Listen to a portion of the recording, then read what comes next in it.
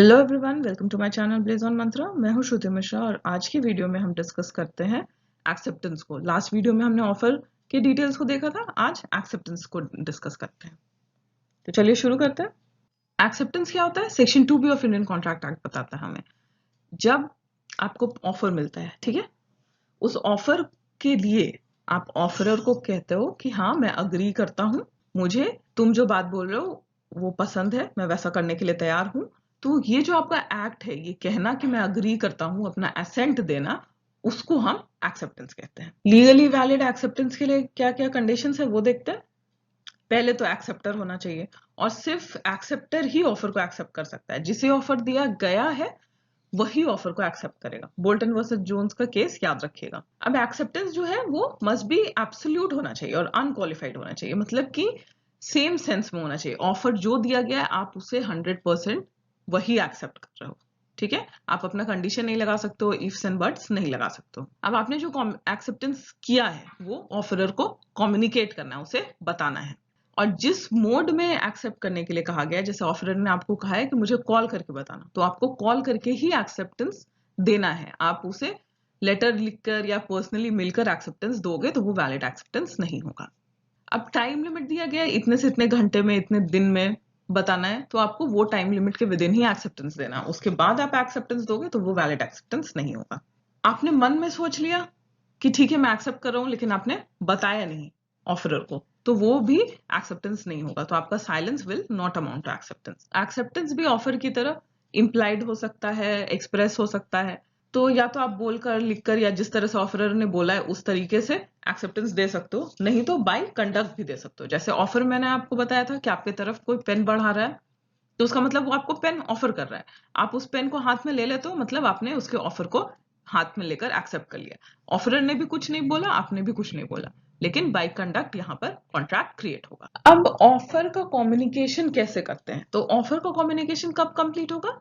जब जिसको ऑफर दिया जा रहा है उसके नॉलेज में, उसे पता चल जाए कि मुझे ये ऑफर दिया गया है, तब ऑफर के कम्युनिकेशन को कंप्लीट मानते हैं। एग्जाम्पल को आप यहाँ पर देख सकते हो। और साथ ही साथ ये भी याद रखना है कि सिर्फ लेटर कोई रिसीव कर रहा है वो काफी नहीं है कम्युनिकेशन ऑफ ऑफर के लिए। वो खोल के उसे जब तक पढ़ेगा नहीं तब तक कम्युनिकेशन ऑफ ऑफर कंप्लीट नहीं होगा। अब कम्युनिकेशन ऑफ एक्सेप्टेंस जो है वो दो तरीके से होगा। एक बार वो ऑफरर के लिए होगा या प्रपोजर के लिए होगा, एक बार वो एक्सेप्टर के लिए होगा। तो एक्सेप्टर के लिए कम्युनिकेशन ऑफ एक्सेप्टेंस कब कंप्लीट हो जाएगा?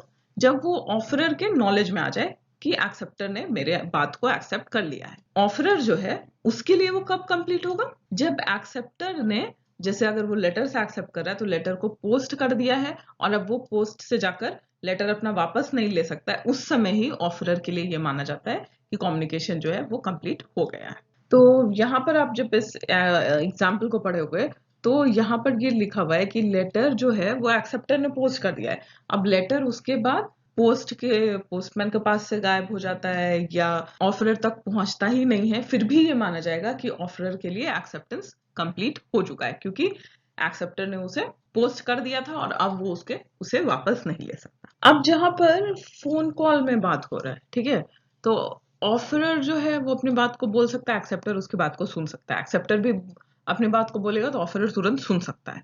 तो ऐसे केस में कॉन्ट्रैक्ट जो है वो तुरंत ही कंप्लीट हो जाता है, जब एक्सेप्टर ने बात सुन ली और ऑफरर ने बात सुन ली, ठीक है। अब अगर बीच में लाइन कट हो जाता है, कोई डिस्टर्बेंस है, एक पार्टी को सुनाई नहीं दिया, तो वैसे केस में कॉन्ट्रैक्ट कंप्लीट नहीं होता है, नहीं तो यहाँ पर इंस्टेंटली ही कॉन्ट्रैक्ट बन जाता है। अब कम्युनिकेशन ऑफ रिवोकेशन कैसे होता है? रिवोकेशन मतलब आप अपने ऑफर को या एक्सेप्टेंस को वापस लेना चाहते हो, तब उसका कम्युनिकेशन कब कंप्लीट होता है? रिवोकेशन जो कर रहा है, आप ऑफरर भी हो सकते हो, एक्सेप्टर भी हो सकते हो, ठीक है। आप अगर रिवोकेशन करना चाहते हो तो जब आपने उस लेटर को पोस्ट कर दिया या ईमेल को पोस्ट कर दिया, उस टाइम पे जब वो आपके हाथ से बाहर हो गया कि आप उसे वापस ले सकते हो, तो रिवोकेशन को कंप्लीट मांगनी है। और जिसको कर रहे हैं, ठीक है, अगर आप एक्सेप्टर हो तो ऑफरर को रिवोकेशन भेजोगे, अगर आप ऑफरर हो तो एक्सेप्टर को रिवोकेशन भेजोगे।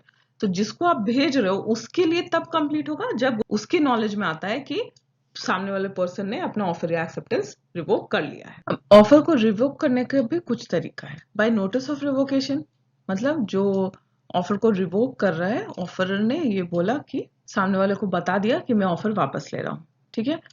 या फिर एक्सेप्टर को जो टाइम दिया गया था एक्सेप्ट करने के लिए, उस टाइम में एक्सेप्टर ने एक्सेप्टेंस नहीं दिया तो ऑफर को रिवोक्ड माना जाएगा। ऑफरर ने कुछ कंडीशन दिया था कि ऐसा ऐसा करोगे तभी तुम एक्सेप्टेंस दे सकते हो, एक्सेप्टर ने उस कंडीशन को पूरा नहीं किया तो भी ऑफर जो है वो रिवोक हो जाता है। ऑफरर मर गया या इंसेन हो गया, अनसाउंड माइंड का हो गया, उसका कॉम्पिटेंसी ऑफ कॉन्ट्रैक्ट खत्म हो गया तो वो ऑफर वैलिड ऑफर नहीं दे सकता है। बाय काउंटर ऑफर, ऑफरर ने कुछ ऑफर दिया और एक्सेप्टर ने भी उसके बदले में अलग से ऑफर दे दिया, दूसरा ऑफर दे दिया, तो वो काउंटर ऑफर हो जाएगा, तो वो पहले वाला ऑफर खत्म हो जाएगा।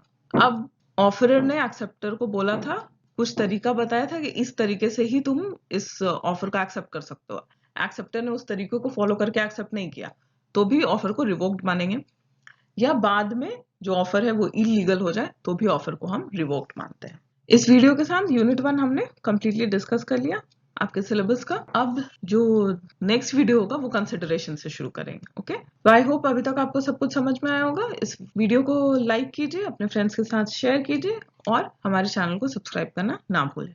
मिलते हैं अगले वीडियो में। Thank you.